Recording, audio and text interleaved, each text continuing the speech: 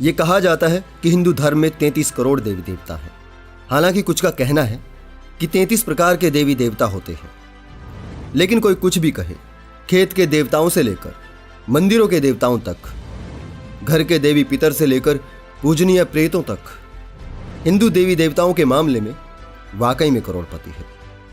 लेकिन वास्तविक अर्थों में इस समाज की सबसे बड़ी आबादी गरीबी रेखा से नीचे जी रही है। इन्हें लगता है यही देवता उनके भाग्य विधाता है, यही उन्हें सुख और दुख देते हैं और यही एक दिन उनकी सुध भी लेंगे। आखिर ये विश्वास और ये बेहिसाब देवी देवता कैसे पैदा हुए, कैसे इनकी परवरिश हुई, कैसे इनका साज और श्रृंगार हुआ और कैसे इनका व्यवहार बना और व्यापार हुआ। अगर ये समाज इस बात को समझ ले तो शायद वो खुद का भाग्य विधाता खुद बन सकता है।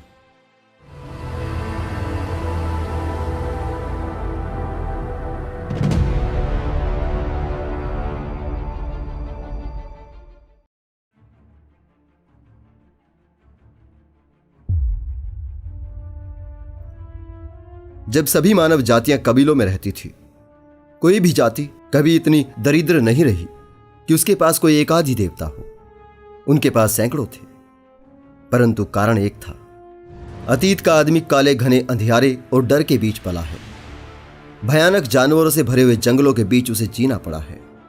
विषैले सांपों और विशालकाय अजगरों ने उसे डराया है। चमकती हुई बिजली की तेज रोशनी के साथ प्रकृति के जोरदार अट्ठास से वो कांप उठा है। धूमकेतुओं ने, भयानक सूर्य ग्रहणों तथा चंद्र ग्रहणों ने, और सबसे बढ़कर सदैव सर पर सवार रहने वाली मृत्यु ने आदमी को यह विश्वास दिला दिया था कि वो किन्हीं अदृश्य शक्तियों के हाथों का खिलौना भर है।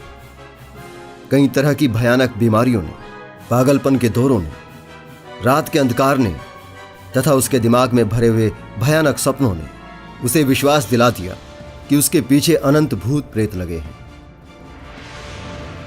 उसने सोचा उसके कबीलों में जो बड़े हैं वे छोटों पर अधिकार रखते हैं, वैसे इन शक्तियों के ऊपर भी कोई ताकतवर शक्ति जरूर होगी जो इन पर अधिकार रखती होगी। उसने समझा कि उसका अस्तित्व तभी तक सुरक्षित है जब तक वो अधिक शक्तिशाली देवता और प्रेतों का कृपा पात्र बना रहे। उसने देखा कि सम्मान, महिमागान, उपहार और बलिदान आदमी को खुश करता है। उसने देवताओं को खुश करने के लिए प्रार्थनाओं तथा बलिदान का सहारा लेना शुरू कर दिया, ये सोचकर कि किसी आदमी को अपनी प्रिय चीज भेंट करने से आदमी का दिल कोमल पड़ जाता है। उसने अपनी सबसे प्रिय वस्तु इन प्रेत और देवताओं को भेंट करनी शुरू कर दी। यहां तक कि उसने अपने प्रिय पुत्र का रक्त भी इन्हें चढ़ा दिया, भले ही उसका हृदय फट जाए। ये सोचकर कि इतने बड़े दुख और शोक से वह आकाश के प्राणियों को कुछ न कुछ तो अवश्य ही प्रभावित कर पाएगा। जब तूफान आता, कबीलों के ओझा तूफान की स्तुति करते हुए उससे शांत होने की प्रार्थना करते, कई तरह से बड़बड़ाते, और जब तूफान स्वभावतः शांत हो जाता तो ये मान लिया जाता कि देवता ने ओझा की सुन ली है। ऐसी घटनाओं ने ओझाओं की प्रार्थना और तूफान के शांत होने में संबंध बना दिया। युगों तक सभी जातियों के लोग यही मानते रहे कि रोगी और पागल मनुष्य भूत प्रेतों के वश में होता है। सहस्त्रों वर्षों तक इन भूत प्रेतों को डराकर भगाना ही एकमात्र चिकित्सा रही है। इसलिए ज्यादा ताकतवर प्रेतों को याद किया गया, और ऐसा करते हुए जब स्वाभाविक तौर पर दौरे शांत पड़ गए तो ओझाओं की अजीब हुड़दंग और प्रेतों के शांत होने में संबंध बन गया। उस समय ताकतवर आदमी की वही हालत थी जो आज सभ्य आदमी की है। एक वर्ग दूसरे वर्ग के डरों पर जीता था और उनसे व्यापार चलाता था। कुछ लोगों ने अपने जिम्मे ये काम संभाल लिया कि वे मनुष्य को डराने वाले प्रेतों और देवताओं को शांत रखेंगे, और साथ ही मनुष्य को यह बताएंगे कि इन अदृश्य शक्तियों के प्रति तुम्हारे क्या कर्तव्य हैं। यही पुरोहित जाति का आरंभ था। पुरोहितों ने अपने बारे में बताया कि वो देवता के क्रोध से कमजोर की रक्षा करने वाले रक्षक हैं। वो स्वर्ग की अदालत में आदमी के वकील हैं। वो देवताओं के वो अधिकारी हैं जो स्वर्ग से अपने साथ तुम्हारे लिए आज्ञाएं और कर्तव्य लेकर आए हैं। और इस तरह आदमी ने पुरोहित वर्ग के सामने घुटने टेक दिए, और पुरोहित वर्ग डरे सहमे लोगों के दिलों पर बैठ गया, अपने ही भाइयों को रेंगने वाला ढोंगी और गुलाम बना दिया। यहां अच्छी और बुरी शक्तियों में जो विश्वास पैदा हुआ, उसका कारण अच्छी और बुरी परिस्थितियां थी। जो स्थिति आदमी को अच्छी लगी, उसका कारण अच्छी शक्तियां समझी गई। ये मान लिया गया कि इन सारी परिस्थितियों का कारण अच्छे या बुरे प्रेत और देवता हैं। इस प्रकार प्रेत और देवताओं का जन्म हुआ था और दोनों ही कल्पनाएं समान रूप से सर्वव्यापक रही हैं। हर एक जाति ने जिस किसी भी देवता को पूजा है वो देवता उसी जाति के जैसा ही रहा है। बड़ी और शक्तिशाली जातियों के देवता बड़े और शक्तिशाली तथा छोटी और निर्बल जातियों के देवता छोटे और निर्बल रहे हैं। जितने प्रकार की जातियां उतने ही प्रकार के देवता। जंगली लोगों के देवता बड़े ही हिंसक और कामुक रहे हैं और थोड़े सभ्य लोगों के देवता सुंदर और शांत। देवताओं, भूत प्रेतों और शैतानों के जन्म को लेकर जरा भी संदेह नहीं है कि आदमी ने ही इन सबको पैदा किया है और समान परिस्थिति में वो फिर से पैदा कर सकता है। आदमी ने इन देवताओं को न केवल पैदा किया है बल्कि उसने इन्हें अपने इर्द गिर्द की सामग्री से ही पैदा किया है।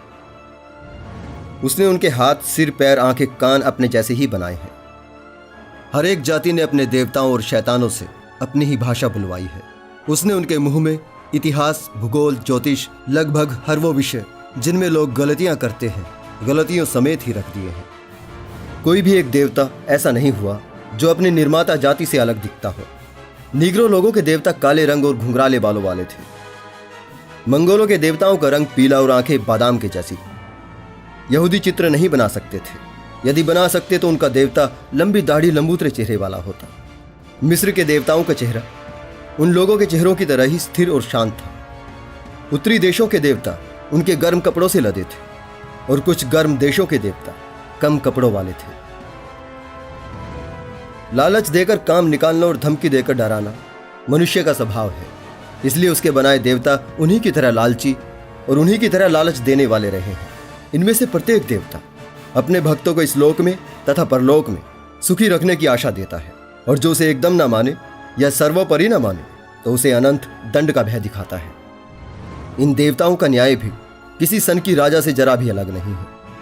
आप मानवीय रक्त से अपने हाथ रंग सकते हैं, किसी निर्दोष व्यक्ति के नाम को कलंकित कर सकते हैं, किसी सुंदरी को जो तुम्हें प्यार करती है और तुम्हारा विश्वास करती है धोखा देकर छोड़ सकते हैं, क्योंकि तब भी तुम्हारे लिए आशा है।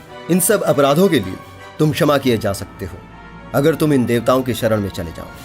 हर पाप के लिए देवताओं के दिवालिया न्यायालय में तुम्हें मुक्ति मिल सकती है, किंतु यदि इन देवताओं के अस्तित्व पर सवाल करोगे या इनके चरित्र पर तो वो मधु और करुणामय मूर्ति घृणा का अवतार बन जाती है।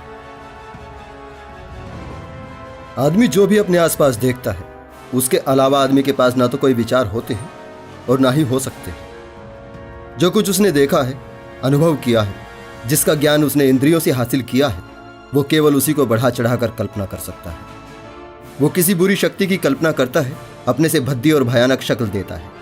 अगर वो किसी अच्छी शक्ति की कल्पना करता है तो उसे अपने से सुंदर शक्ल देता है। उसे और शक्तिशाली दिखाने के लिए वो उसके 2 के 4 हाथ लगा देता है और कभी कभी उसको बलशाली दिखाने के लिए उसको जानवरों के अंग लगा देता है। वो उनके रंग, रूप और स्वभाव को अपने से ज़्यादा बढ़ा चढ़ा तो सकता है, लेकिन कुछ भी ऐसा पैदा नहीं कर सकता जो उसके अनुभवों से अलग हो। जीवन के बारे में थोड़ा जानने से वो किसी अमर सत्ता की बात कर सकता है। समय के बारे में थोड़ा समझकर वो अनंत काल की बात कर सकता है। चेतना का थोड़ा ज्ञान होने पर वह आत्मा की बात कर सकता है। जीवन के सुख और दुख को देखकर वो स्वर्ग और नर्क की बात कर सकता है। उसी तरह किसी शक्ति की उच्चतम सीमा की कल्पना वो सर्वशक्तिमान के रूप में करता है, लेकिन वो अपने अनुभव से अलग किसी भी तरह की कल्पना नहीं कर सकता। सभी तरह की घटनाएं और परिस्थितियां किन्हीं अच्छी या बुरी शक्तियों की वजह से है जो प्रकृति से ऊपर है। इस ख्याल ने देवताओं को जन्म दिया था और वो उन घटनाओं को प्रभावित कर सकती है या बदल सकती है। इस विश्वास ने स्तुतियों, प्रार्थनाओं और कर्म कांडों को जन्म दिया था। हमारे पूर्वजों ने अज्ञान की काली रात में जितना कष्ट उठाया है, यह ख्याल ही एक अच्छे दिल इंसान को पागल बना सकता है। इसमें कोई हैरानी की बात नहीं है कि उसने भयानक घटनाओं के सामने अपने कांपते हुए घुटने टेक दिए थे। इसमें कोई हैरानी की बात नहीं है कि उसने पुरोहितों और ओझाओं के सामने मदद के लिए हाथ फैलाए थे और मजबूरी में धर्म की अजीब गंडिकाओं को अपने गले में डाल लिया था, क्योंकि वो जंगली दौर में था। आदमी जब जंगलीपन से बाहर आता है और ज्ञान की ओर बढ़ता है तो उसकी लकड़ी और पत्थरों के देवताओं में भक्ति अपने आप कम हो जाती है। उसके ज्ञान में जब थोड़ी और वृद्धि होती है तो वह हर एक छोटी बड़ी काल्पनिक शक्तियों को धरती से विदा कर देता है। वो सोचने लगता है, जब से जहाज़ों और रेलों के आविष्कार हुए हैं, देवताओं ने लोगों को अकाल से मारना बंद कर दिया है। वो विचार करता है, जो बीमारियां दैवीय प्रकोप समझी गई थी, वो दवाइयों के आविष्कार के बाद बिल्कुल शांत हो गई हैं। सभी तरह की भक्ति और प्रार्थनाओं के पीछे केवल अच्छी और बुरी परिस्थितियां ही होती हैं, और इस कुदरत में हर परिस्थिति किसी के लिए अच्छी और किसी के लिए बुरी होती है। इसमें भगवान की ना तो कोई विशेष कृपा होती है, ना ही हो सकती है। यदि हम माने कि ईश्वर ही सारी परिस्थितियां पैदा करता है या वो बदल सकता है, तो वो ना तो निष्पक्ष हो सकता है और ना ही वो निष्कलंक रह सकता है। परंतु धर्म किसी भी तरह से किसी परमात्मा की विशेष कृपा के विचार को नहीं छोड़ सकता। यदि वो छोड़ दे तो उसके पास रह ही क्या जाएगा। धर्म का ये आग्रह हमेशा रहेगा कि प्रार्थना पूरी होती है। प्रकृति के ऊपर कोई एक शक्ति है जो भक्तों की प्रार्थना सुनती है और उसे मंजूर करती है। इसलिए धर्म भक्त हर समय ईश्वर और उसकी व्यवस्था की दुहाई देता रहता है। इसी कोशिश में एक धर्म भक्त लगभग हर मौके पर अपने लड़के के दिमाग पर यह संस्कार डालना चाहता था कि परमात्मा अपनी सारी सृष्टि की सुध लेता है और उसकी व्यवस्था करता है।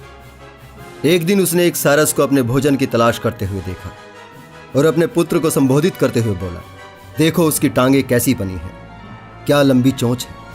जरा देखो कि वो कैसे अच्छी तरह से अपनी टांगों को पानी में डालता और निकालता है। उसके चलने से एक भी लहर नहीं उठती। इस प्रकार वो किसी भी तरह की सूचना दिए बिना मछली के पास पहुंच जाता है और अपना पेट भरता है। इस पक्षी को देखकर यह स्वीकार करना ही पड़ता है कि परमात्मा कितना चतुर और कितना दयालु है। इस पर लड़का बोला, हाँ, ये तो मैं भी समझता हूं। जहां तक सारस की बात है, सचमुच परमात्मा बहुत ही दयालु है। लेकिन पिताजी, मछली के लिए परमात्मा की यह व्यवस्था कैसी है?